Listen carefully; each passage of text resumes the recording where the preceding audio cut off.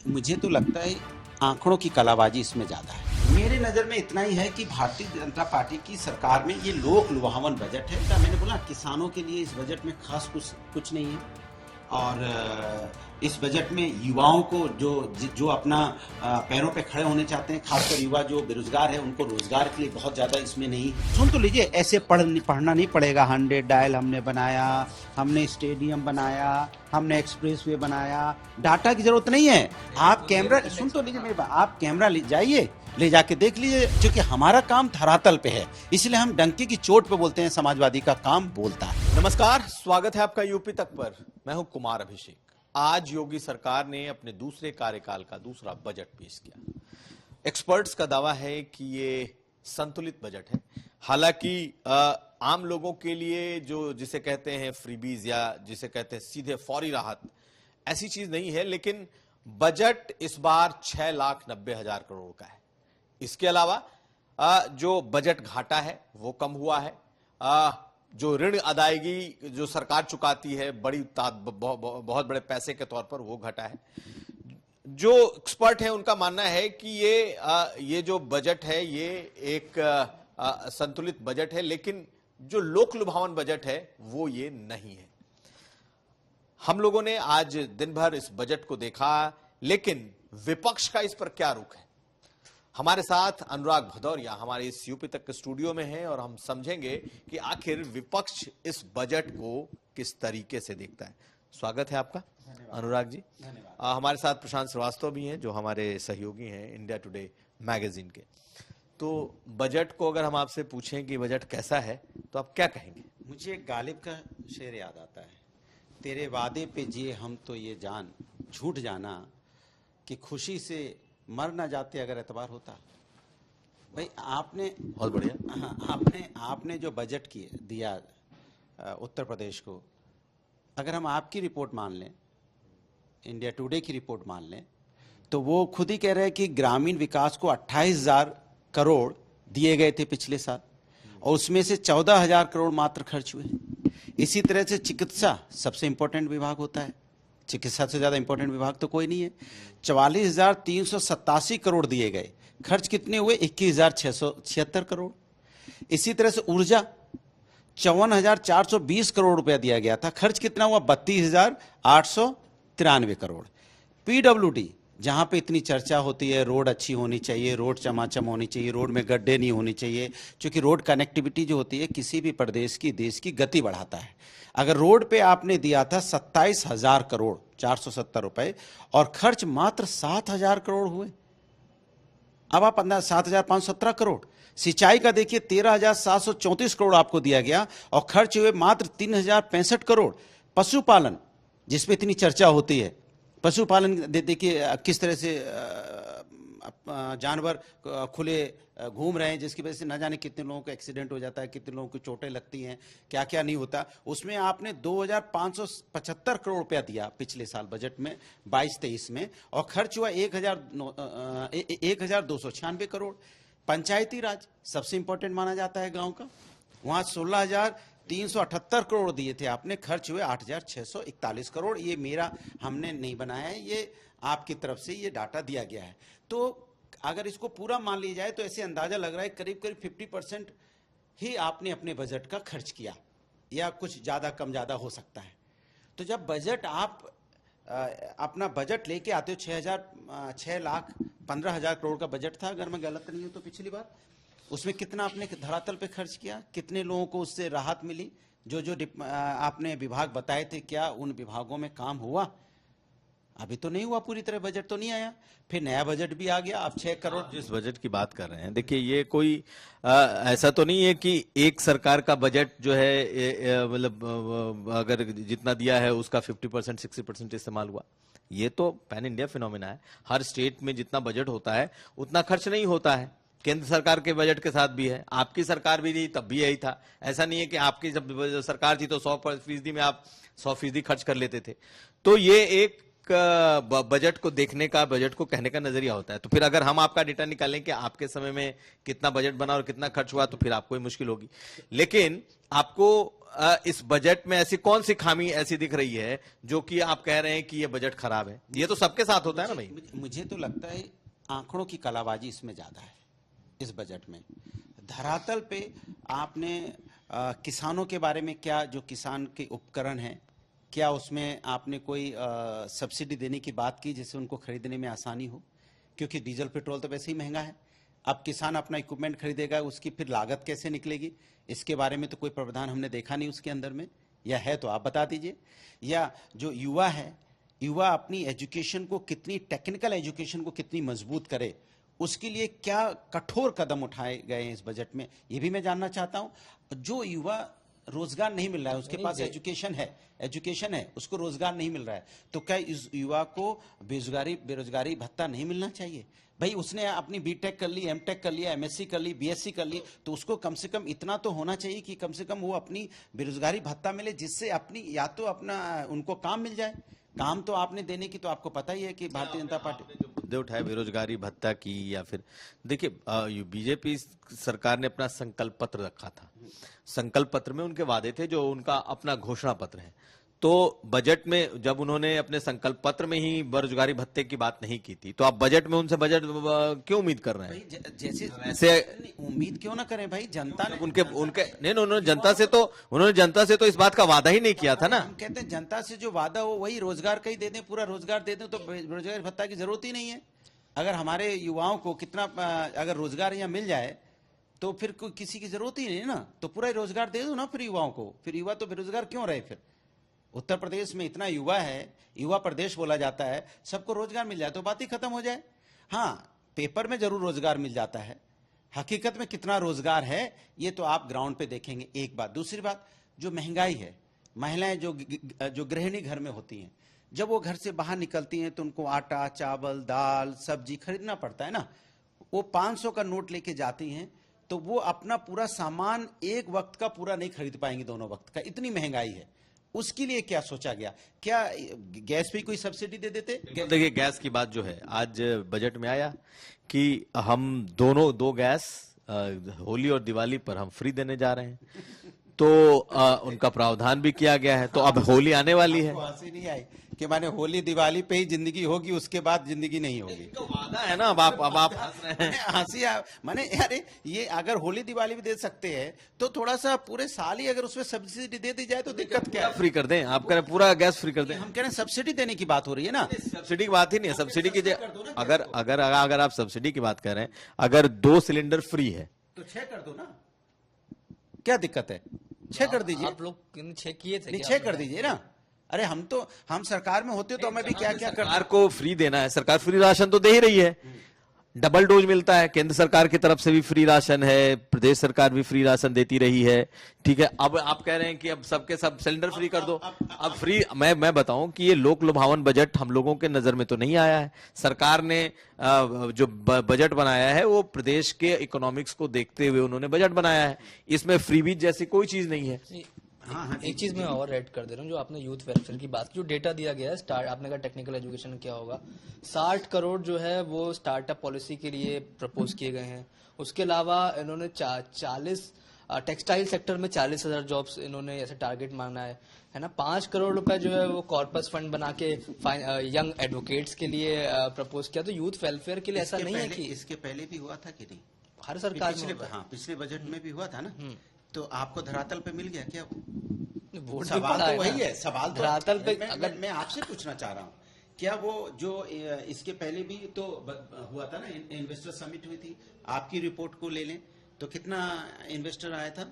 4,68,000 पहली बार में एमओयू हुए थे। हाँ, कितने एमओयू धरातल पे आए? कितने करोड़ के? 2,09,000 सरकारी डेटा के 50% कम थोड़ी होता है। और नंदी जी इसी जगह पर गए हैं, सुनिए अगर आप भाई अगर शुरुआत अगर ग्राउंड ब्रेक गए हैं कि 3 लाख करोड़ यानी कि 70% से ऊपर हो गया है। पूछना चाहता हूँ, धरातल पे जब तक चीज नहीं आई, तो जब तक धरातल पे आपको देखने को नहीं मिलेगा। जो हमने जो वादे किए थे, हमने जब भी वादे किए तो आपने देखा होगा, मेरे वादे जब भी थे, हमने लैपटॉप देने की बात की थी तो हमने लैपटॉप दे दिया। हमने अगर 100 डायल की बात की थी तो दिखाई पड़ रहा है 100 डायल। अगर हमने एक्सप्रेस वे बनाने की बात की तो एक्सप्रेस वे है, मेट्रो बनाने की बात की तो मेट्रो है, अगर हमने 1090 बनाने की बात की थी तो है। आप जाके देख सकते हैं। वो एक के बदले कई एक्सप्रेसवे गिना दे रहे हैं आप। सुन तो लीजिए, ऐसे पढ़ना नहीं पड़ेगा। 100 डायल हमने बनाया, हमने स्टेडियम बनाया, हमने एक्सप्रेस वे बनाया। डाटा की जरूरत नहीं है। आप कैमरा, सुन तो लीजिए मेरी बात, आप कैमरा ले जाइए, ले जाके देख लीजिए जेनिस स्मिथ पार्क बनाए कि नहीं बनाए, आप ले जाके देख लीजिए। हमें डाटा देने की जरूरत नहीं। आप देख लीजिए हमने मेडिकल कॉलेज बनाए कि नहीं बनाए हैं, उसमें कोई हमें डाटा नहीं देना पड़ेगा। अगर आप जाइए, आपको मेडिकल कॉलेज, आपको लोग वहां पे इलाज करते हुए नजर आ जाएंगे। कोरोना काल में उन्हीं मेडिकल कॉलेज ने कितने लोगों की मदद की है। क्योंकि हमारा काम धरातल पे है, इसलिए हम डंके की चोट पे बोलते हैं, समाजवादी का काम बोलता है। नहीं, एक चीज और मुख्यमंत्री ने आज बोली कि भाई पहले जब समाजवादी पार्टी और बसपा की सरकार थी, केंद्र में कांग्रेस सरकार थी, उसमें यूपी में सिर्फ 2 या 3 एयरपोर्ट ही थे जो सुचारू मतलब पूरी तरीके से चलते थे। आज की तारीख में आप कानपुर से मुंबई की फ्लाइट पकड़ सकते हैं, आज की तारीख में आप बरेली से दिल्ली की फ्लाइट पकड़ सकते हैं। उस समय भी कानपुर एयरपोर्ट था। हाँ। ऐसा नहीं कानपुर एयरपोर्ट नहीं था। बॉम्बे की फ्लाइट उस समय क्या चलती थी? ठीक है, बॉम्बे की बॉम्बे फ्लाइट आप काफी जाते हैं। हाँ, वहां भी फ्लाइटें आती जाती थी। बीच में किसी का टेक्निकल कारणवश से नहीं हुई थी कुछ दिन के लिए, लेकिन फ्लाइट तो चलती थी। एयरपोर्ट चल गया। हाँ, बरेली एयरपोर्ट भी पहले से बना हुआ है। फ्लाइट नहीं, फ्लाइट मैं आपसे क्या करूं, पहले से बना हुआ है। तो फिर एयरपोर्ट, समाजवादी पार्टी सरकार में एयरपोर्ट बनाए गए हैं। हम लोगों ने, बस फर्क इतना आप कह सकते हो कि समाजवादी अपने काम पे बोलती है कि हम काम करते हैं। हम थोड़ा सी आप जो है ना, आप कुछ काम है जो गिनवाते हैं, ठीक है। आप एक्सप्रेसवे गिनवाते हैं, आप 1090 गिनवाते हैं, आप मेडिकल कॉलेज में अगर देखा जाए तो इस सरकार ने तो जिले जिले में मेडिकल कॉलेज खोल दिया है। अच्छा, मैं आपसे ही पूछ ले रहा हूँ, लखनऊ मेडिकल कॉलेज बता दीजिए नया वाला कौन सा बन गया। चलिए अब दूसरी डिस्ट्रिक्ट पे छोड़िए, यहाँ आप भी बैठे, हम भी बैठे। लखनऊ में तो ऑलरेडी पहले से जिन जिलों में मेडिकल कॉलेज नहीं है वहां पे सीतापुर में बता दीजिए कौन सा मेडिकल कॉलेज। सीता नया बना, बिल्डिंग बनी और बिल्डिंग चालू हो गई। भाई ऐसा है कि मेडिकल कॉलेज को हरदोई में बताइए। उनका कहना है काम चल रहा है। मैं आपसे पूछ रहा हूँ। नहीं, हर जिले के जिला जो अस्पताल है वो मेडिकल कॉलेज के अस्पताल। आप ही से तो पूछ रहे हैं, हम तो कुछ बोल ही नहीं रहे। हम कह रहे हरदोई में नाम बता दीजिए, सीतापुर में नाम बता दीजिए, आप बता दीजिए मिश्रिक में नाम बता दीजिए, रायबरेली पहले से था, और इस बगल में बाराबंकी बता दीजिए, फैजाबाद बता दीजिए, आप बस्ती बता दीजिए, श्रावस्ती बता दीजिए, गोंडा बता दीजिए। नहीं तो इतने जो आप नाम ले रहे हैं, इसमें आपको कहना है कहीं मेडिकल कॉलेज नहीं खुले हैं। मतलब ये है कि ये जो जिला अस्पताल थे, जिला अस्पताल की बिल्डिंग पहले से बनी थी, जिला अस्पताल में इलाज चल रहा था, उसी को आपने मेडिकल कॉलेज में बोल दिया कि हमने ये मेडिकल कॉलेज बना दिया। मैं ये कहना चाह रहा हूं, मैं ये देखो इनकी यही तो स्मार्टनेस है ना कि भाई वो देखो, वो जिले में हॉस्पिटल पहले से ही है, पहले से जिले में हॉस्पिटल है, बस उसी को आपने बता दिया कि अब ये जिला हमने मेडिकल कॉलेज बना दिया। सवाल ये तो आपको, आपके नजर में बजट में कुछ नहीं है, बजट जीरो है? मेरे नजर में इतना ही है कि भारतीय जनता पार्टी की सरकार में ये लोक लुभावन बजट है। ये सिर्फ धरातल पे इस बजट का, मैंने बोला किसानों के लिए इस बजट में खास कुछ नहीं है। और इस बजट में युवाओं को जो अपना पैरों पे खड़े होने चाहते हैं, खासकर युवा जो बेरोजगार है, उनको रोजगार के लिए बहुत ज्यादा इसमें नहीं है। इसमें एक जो महिलाएं हैं जिनको अपनी रोजमर्रा की गृहस्थी चलानी होती है, उनके लिए कोई चीजें सस्ती नहीं हुई, उनके लिए कोई राहत नहीं मिली है।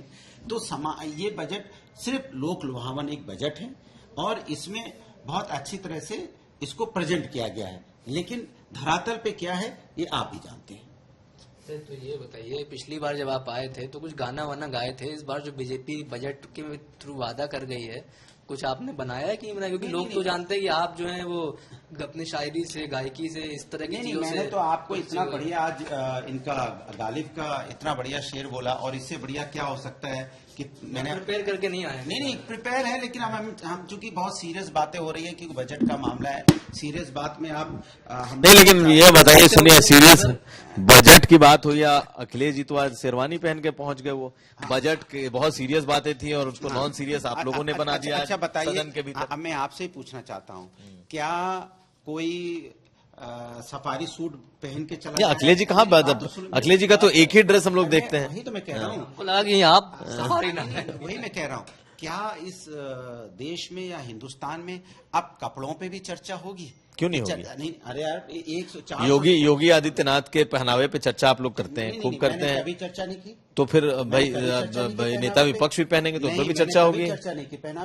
पहनावे पे आप चर्चा क्यों कर सकते हैं भाई? किसी का अपना पहनने का तरीका है, कोई कुर्ता पाजामा पहनता है, कोई सफारी पहनता है, कोई कभी नहीं, बात कभी- ये है कि 400 से ज्यादा विधायक वहां बैठे हैं, सबके अलग अलग ड्रेस है। और फिर जिस शेरवानी की आप बात करें, अवध के ये अवध का ये फैशन रहा है हमेशा।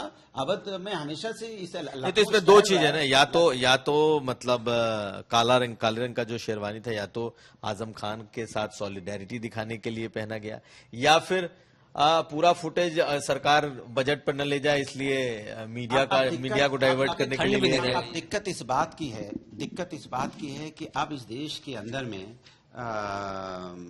कपड़ों पे भी राजनीति होने लगेगी तो ये चिंता की बात होगी। मुझे लगता है मुद्दों कपड़े के पे लिए तो बात- आप ही मशहूर हैं, अनुराग नहीं, जी। आप आप भी अपने हरे रंग जैसे मैं हरा पहनता हूं, तो हरा पहनने का मतलब ये तो नहीं है कि हरा रंग वो हो गया। जिस तरह से आपने वो देखा होगा कि उसमें है ना, मेरी भाव बाधा हारो, राधा नागरी सोए, जन तन की छाई पड़े, श्याम हरित धुत होए।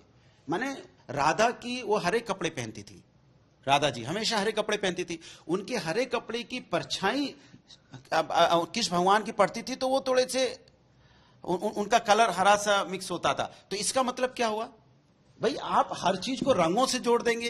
आप इस तरह तो कुर्ता पाजामा नहीं, पहन कर चर्चा बजट होने- सत्र में इस तरह नहीं, बजट सत्र में कोई कुर्ता पाजामा पहन के आ जाएगा तो क्या उस पर चर्चा होने लगेगी? कुर्ता पाजामा कहाँ का ये पहना हुआ है? इसके मतलब इत्र लगाओगे तो इत्र कहाँ का है? इत्र तो सबसे पहले आदिकाल से आया हुआ था, नूरजहां ने इसको किया था, तो उस पर थोड़ी चले जाएंगे आप। माने ये तो इतिहास पे नहीं जाना है भाई आपको आप ऐसा है, आप आप इतिहास दाढ़ी की पे चर्चा लाइनें- होती इतिहास है, की लाइनें सूट लिख पे के लाए चर्चा हैं राधा होती है, पर। हैं? तो आप वो कोट कर रहे हैं तो हम लोगों ने पूछ लिया तो क्या गलत नहीं, आपने पूछ रहा नहीं, बिल्कुल गलत नहीं किया, लेकिन सवाल ये नहीं है। आप तो सवाल अखिलेश जी ये- के आप तो सुदामा बनना चाहते थे, आप नहीं, तो- राधा पर नहीं भाई, हरे की आपने बात कहा की, हुआ बयान है हाँ ना। तो बिल्कुल, तो हरे की बात आपने की ना, तो मैंने आपको सुनाया कि चूंकि बात हरे कपड़े की बात कलर की नहीं है।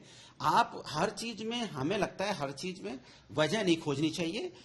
सब चीज ऐसी होती है, उसको कपड़ों पे तो कम से कम राजनीति नहीं होनी चाहिए, चलिए, ऐसा मेरा ठीक मानना ठीक।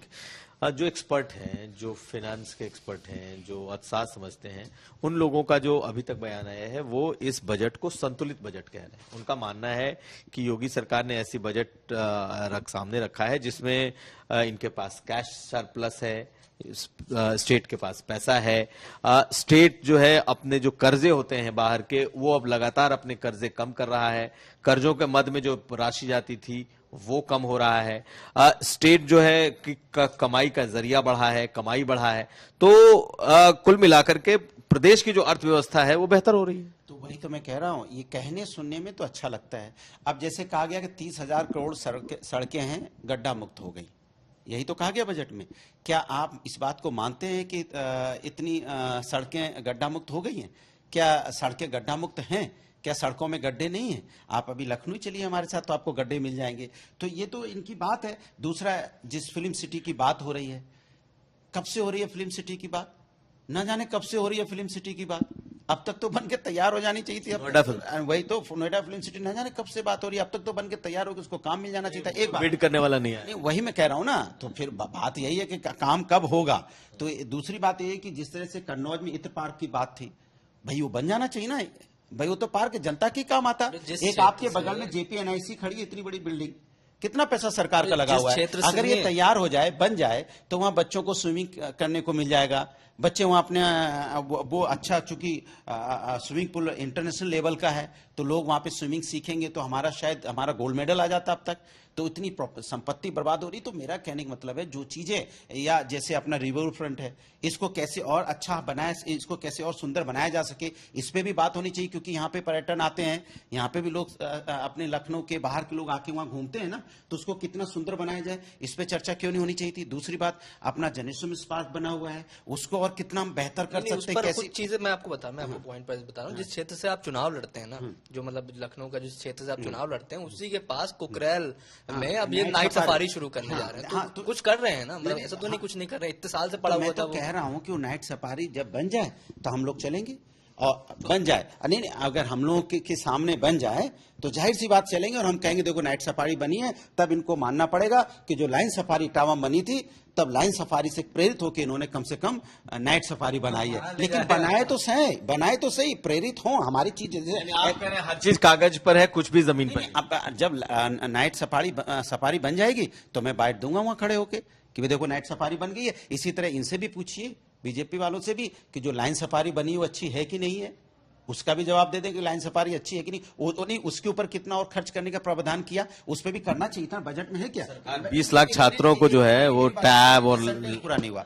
एक बार पूछिए, इसमें देखिए लाइन सफारी जो ऑलरेडी है उस पे, उसको ठीक और कितना अच्छा बनाया जा सकता है, इस पे भी तो कुछ खर्च कर देना चाहिए था ना।